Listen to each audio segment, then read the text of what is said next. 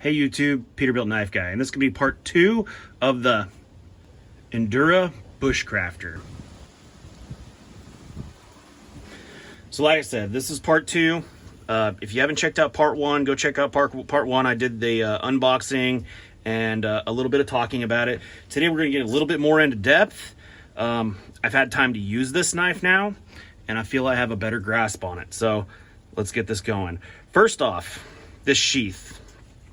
I did a couple of shorts and I showed it a couple times, and one of the main things that people said is the sheath is kind of big. It is kind of big, but it also serves a purpose. D.Mello, Dustin is his name, D.Mello Knives, made it to where you can actually run a belt behind this, you know, go behind the strap, either way. So it's a two-way carry sheath. You can run it behind the Kydex, or, you know, in front of the Kydex, behind the leather, or run it like this. So that was kind of cool. He pointed that out to me. I didn't even notice. Another thing I didn't notice on the first review, or the open boxing, was this cool feature. How this ferro rod stays in here, you know, because you know, they typically have like a little bit of grab, but once you start to use a ferro rod, it gets smaller and it might want to fall out if it doesn't have like an elastic string to go around the other end or anything. Well, this one doesn't go anywhere because of this. I don't know how you're going to be able to see that. There is a spring inside there that when you put this rod in, like you can see it on the bottom, it puts pressure against your ferro rod, so it's not going anywhere. That is awesome. I didn't even notice that. And another thing I didn't hit on the first unboxing was just how buttery smooth. This is the smoothest Kydex sheath I have ever felt. I mean, it's got kind of like retention all the way out, but like nothing that stops it. It is a smooth pull and a smooth push in, but it's not like, I don't know how to explain it. There's just like a little bit of retention in there that makes it fantastic. I mean, what do you expect? Dustin, he knows what he's doing when he's making knives. So that's the sheath. Let's move on to the knife. We have discussed that it is 7/32 thick. That is a thick boy right there. Of A2 tool steel at 61 HRC. These are loveless bolts. It has a stainless lanyard tube, which is nice. And yeah, aluminum and G10 liners. This thing is fantastic. The more I look at it, the more I like it. It's crazy sharp when I first got it, and it still is crazy sharp now. We're gonna do some testing, see how good it holds that crazy sharp. My guess is it's going to. It's got a Scandi convex grind, Scandivex. It, you know, it's, yeah, you can see it's got some round to it. So it is, it's gonna be a slicer. It's gonna be excellent at batoning, super comfortable. The way he did these scales with this like kind of Coke bottle shape, it just excellent in hand. It feels super comfortable. Like I said, I've been using this the last couple days just to kind of get the hang of it, and yeah, I'm very, very impressed. If you didn't catch the first one, he makes all of his own little beads here, then they match the knife. So that's the cool thing. If you got a knife with black micarta, which he does have, your bead is gonna match your knife, and your ferro rod is gonna match your knife. Pretty freaking awesome, cool for custom stuff. Let's do a couple comparisons here real quick before we go use this guy. So this is kind of like a hardcore bushcraft knife. It's, you're not gonna break this knife. Let's look at that tip. That's one thing we gotta look at. You're not breaking a tip like that. This is the Mora, Garberg. So more Garberg. Here's this guy. Much more knife. And I don't have a hell of a lot of bushcraft knives, and this one is not even really a bushcraft knife, but it's named the Bushcraft Bliss, so we're gonna call it. It's a Condor app, by the way. Also another pretty thick knife, actually, but compared to this guy, you know, it's thinner. 1075, I believe. But yeah, so there's a couple comparisons. This is, you know, God, you can't say anything bad about Mora because people just lose their shit. But this is just one of those ones that everybody loves. And it does have a pretty robust tip on there. But I mean, look at this. If you ain't breaking that Mora, you're not breaking this guy right here. Let's do one more little flyover here. See some up close details. There's no gappage, there's no nothing. This thing is just contoured to perfection. I mean, nothing at all. Fantastic. Let's go use this dang thing. So first off, we're just gonna do a little light carving. This is just very soft wood, but you know, it'll give an idea. And also, say hello to Studio Kitty. What's up, Kitty? She's protecting her baby. She's about to kick my ass. Let's just do some like heavy carving. Oh yeah, it bites in extremely good.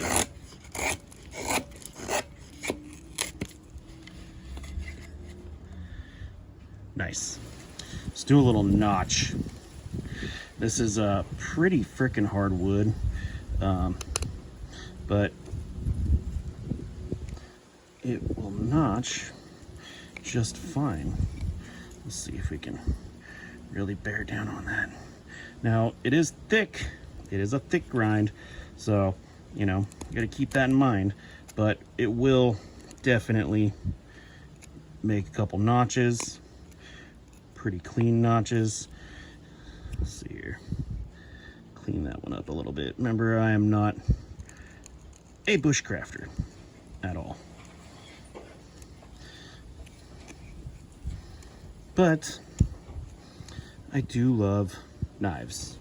One thing I didn't try with this last time, or because I haven't used it yet, or at all, is some chopping. Let's get up here because I don't want to accidentally strike that table with this knife.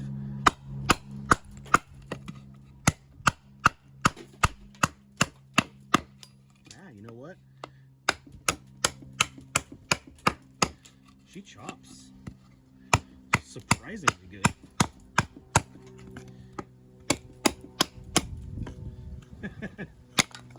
Yeah, it likes to chop.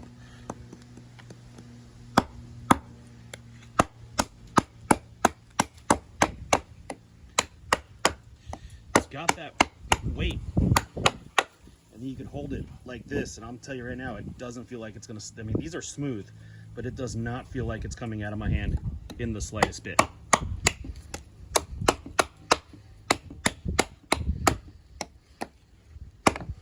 Nice. So this here is some extremely dry, extremely dense eucalyptus wood. It's put a hurting on a lot of knives. I managed to get a couple more pieces, and I do not think we're going to be able to pump baton straight through this guy because we are dealing with loud people driving all the time, but length restrictions. But let's see if we can just get some off of it. Start here with this natural crack going on here. Oh yeah.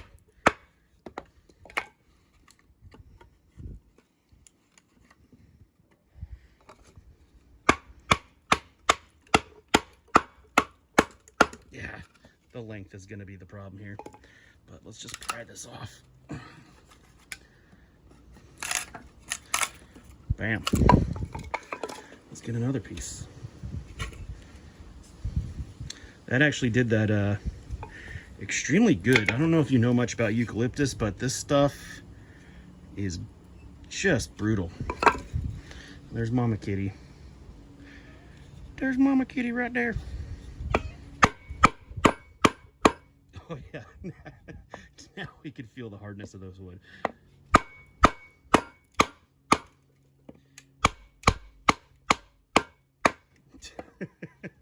This stuff is brutal.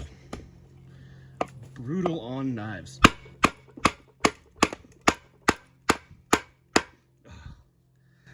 Breaking the stick. No bueno. Hammer time.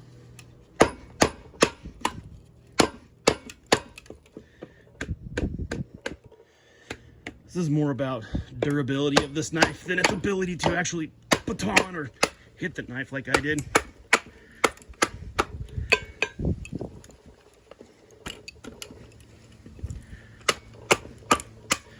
This eucalyptus is gnarly stuff for those reasons right there. It is very stringy. Since I broke my baton stick, let's process this down some more. Yeah, just I am beating that, and it's just not one to go through. Not because of the knife, but because this wood is just so gnarly. Super gnarly. Excellent for testing knife durability.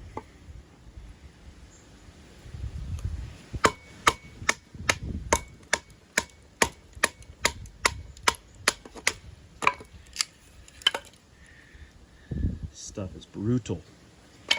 Handled it like a champ. Digging through my box of stuff, found a piece of strap. Let's yeah, very, very sharp. Let's make a small fire. Yeah, 2x4 versus eucalyptus. That's crazy. Look at all this tinder. We don't want no cheating.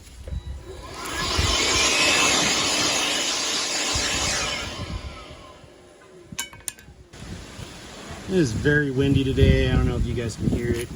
I do not have anything for my camera to keep the wind noise out of there. So if it's there, I can't tell yet. Sorry ahead of time. But let's get some, let's make a little feather stick with this guy.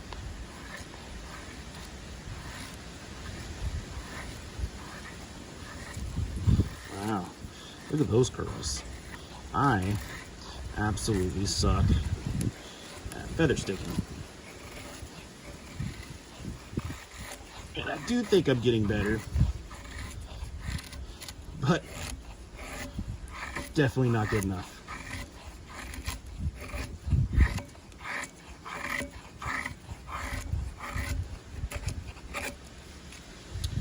Look at that. That is the nicest, bushiest feather stick I've ever made. So now we got some tinder. Let's use this 90-degree spine and get some fine shavings. And even that is curling that wood. Look at that. This thing has a crazy good 90-degree spine.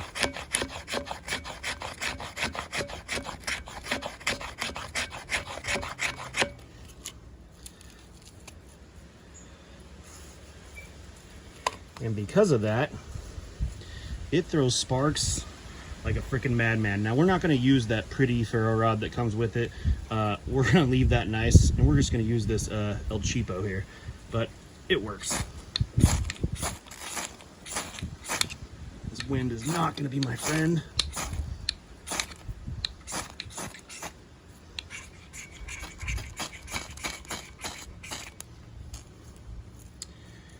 Not at all. But look at the sparks.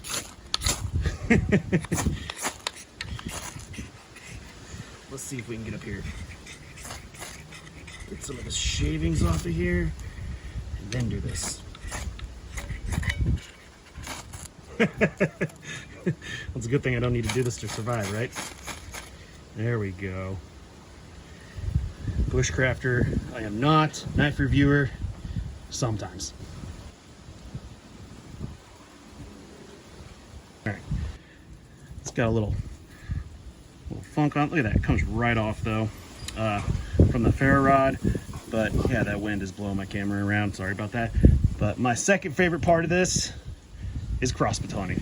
Batoning doesn't put much pressure on the edge unless you hit a knot. Cross batoning is pressure on the edge pretty much the whole time, and that's why I like to do it.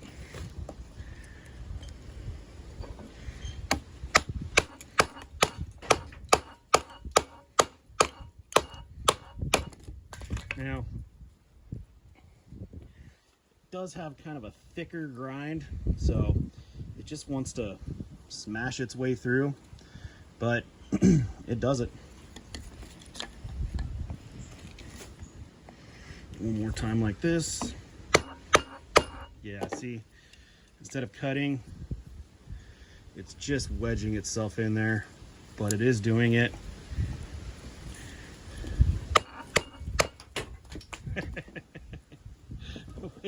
explosive results. Now here's something that I don't typically do with knife testing. I used to in the beginning when I was, you know, just for fun, but let's do a tip test. Just because this thing is built like a freaking ox.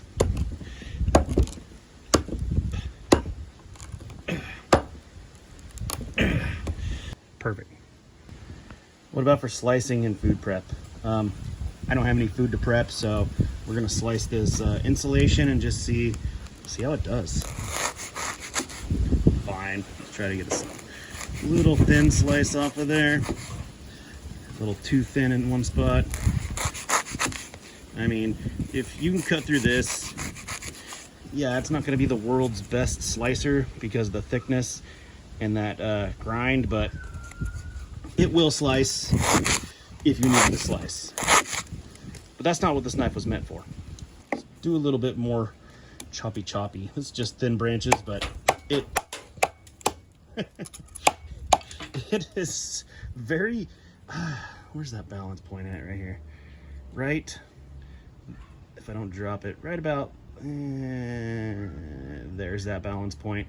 But it has a lot of forward heft, especially when you're holding back like this. It really wants to chop things. These damn sticks blow my yard all the time. So we're gonna do one more thing. We are gonna cross baton this crazy eucalyptus stuff, and then we'll do an edge. We'll check the edge after that. This poor hammer, seen better days. Watch out, kitty. Had to slow down, I almost got the cat.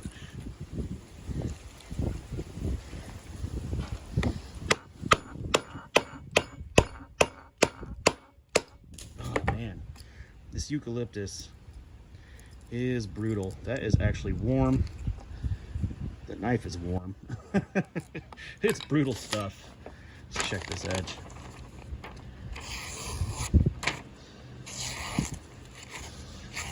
That is absolutely me and funk.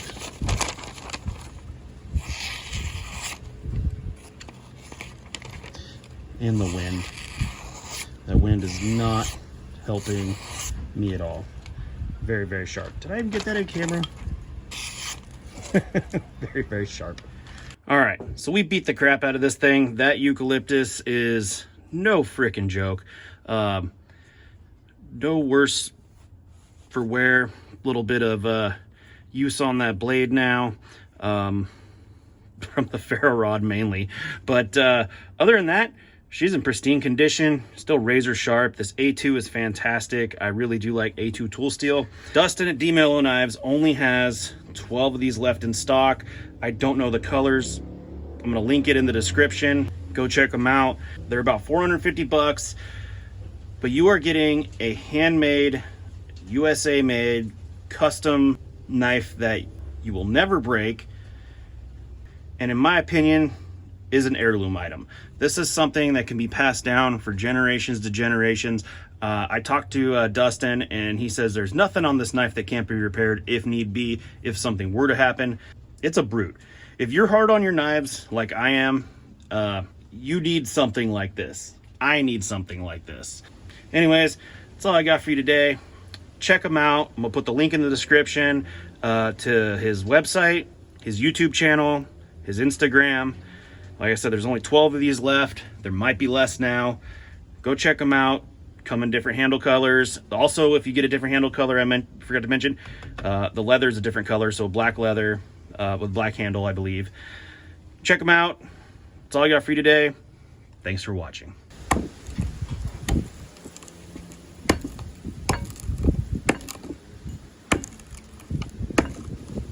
Oh, she bent a little.